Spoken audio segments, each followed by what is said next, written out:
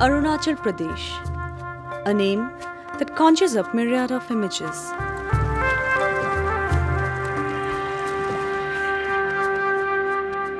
From exotic tribes to a land of mysticism and surrounded by mountains, to a place that is free from the pollution that people in the plains call oxygen.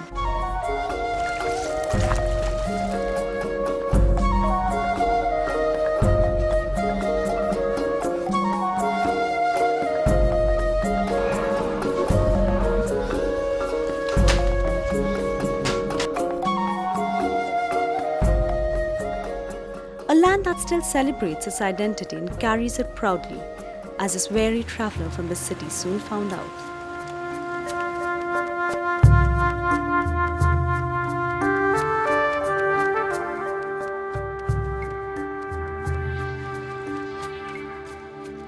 Located in the northeastern tip of the country, it is a state that shares its border with Myanmar, Bhutan, and China.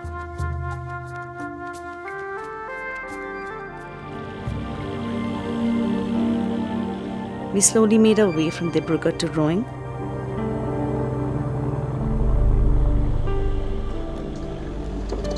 A tiny hamlet in Lower Dibang filled with picturesque villages and sprawling countryside and the view of the mountains behind. What more can a weary traveler ask for? Try as hard as I could, I really could think of nothing that could compete with the balm that this countryside was providing for the tired eyes.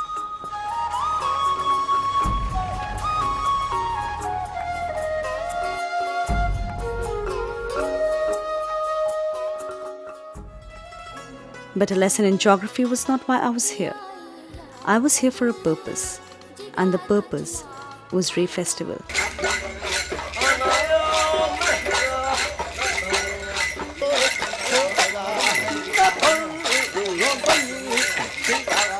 The festival is celebrated towards the end of January and February, at the end of winter, when the harvesting has been done and it is time for celebrations.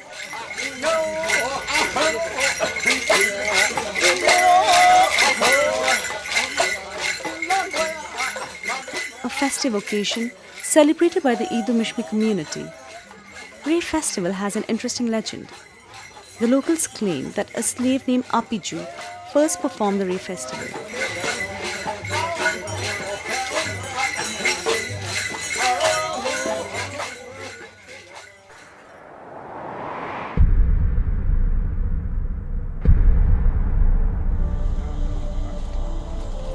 According to the folklore, he found a piri or a diamond in the head of a snake. He took it and hid it at home, but his house caught fire. He then tried to hide it in a number of trees, but they all caught fire.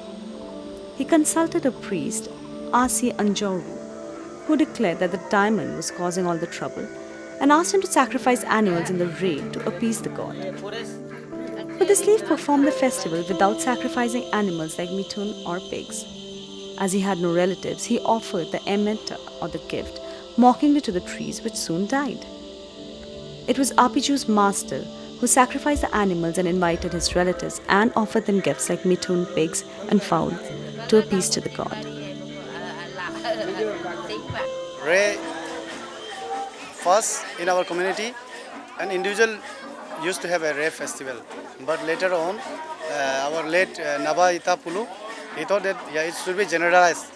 So in 1968, he, with few people, Ray means invitation. I think literally it means invitation. We used to invite in the sense we used to invite our relatives, kins, those who are settled in different parts of the area. This has been organized by a whole village. The celebration is age-old, although it is only of late that it seems to have found a spot on the world map.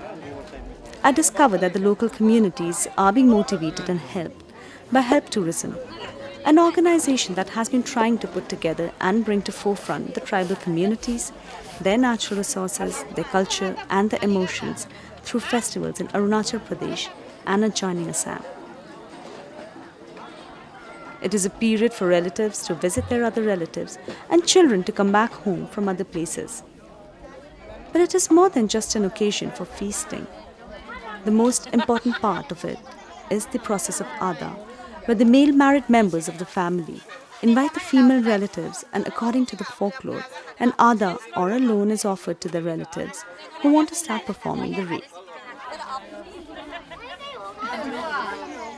This festival now we celebrate to see our relatives from mother's side and from wife's relative and the husband's mother's relative. जहाँ दूर दूर होता है सब अपने भाई बहन दूर दूर में रहते हैं वो सब यही एक फेस्टिवल है हम इसमें हम लोग मिलन करता है मिलके एक साल में एक बार करता है सब सोसाइटी मिलना है खुशियाँ मिलना है इसके लिए इस टाइप से के लिए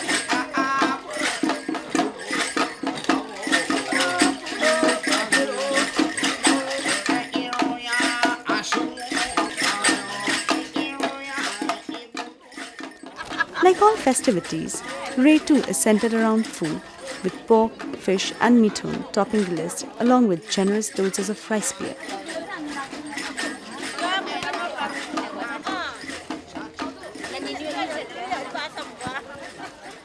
The meat is usually mixed with steamed rice and is specially prepared only during this time. The sight, however, is not for the faint-hearted ones or even those who prefer their vegetables over their meat.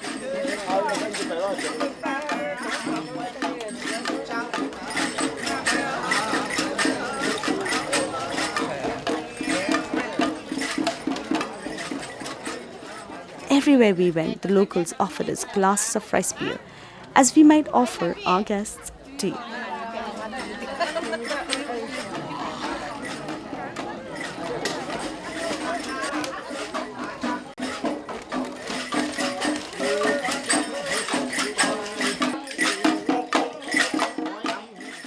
With bellies full, it was time to indulge in one of their oldest rituals, the tribal dance.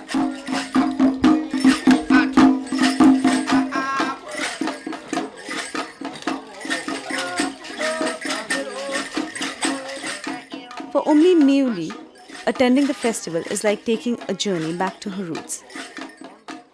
It's a good chance to meet people and to know more about my own culture since I've been out since small. And it's a nice social gathering where people from all the places like Idu Mishmis, they come and celebrate it together. So you get to know about the culture, the tradition and all that.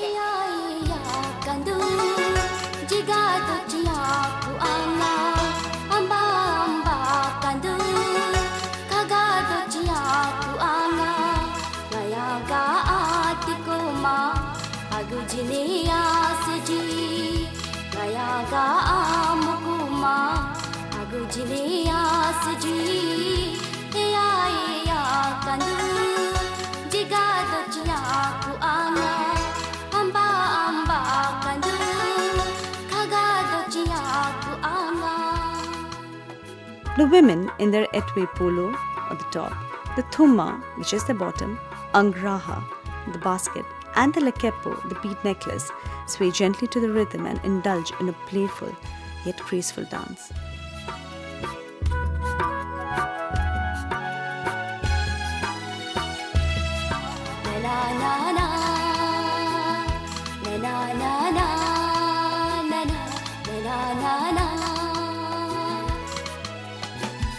It is a festival to please the Jinuara. Jinuara is a spirit. It doesn't have any image or figure. It is something like that is a creator, like sun and moon.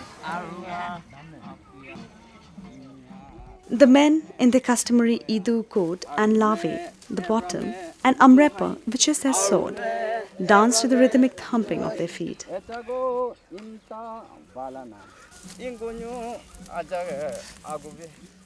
The words may be difficult to understand, but there's something about the music that makes a traveler forget that it is in a language that is hard to understand. After all, music has no barriers. It touches the soul like the soulful music of the Idu Mishmi community that transports one to a land of lush forests and mountains.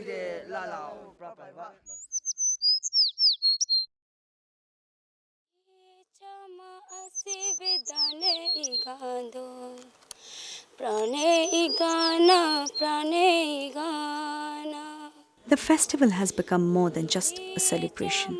It is the only time that they can pass on their roots and their culture to the new generation in the hope of keeping alive their tradition.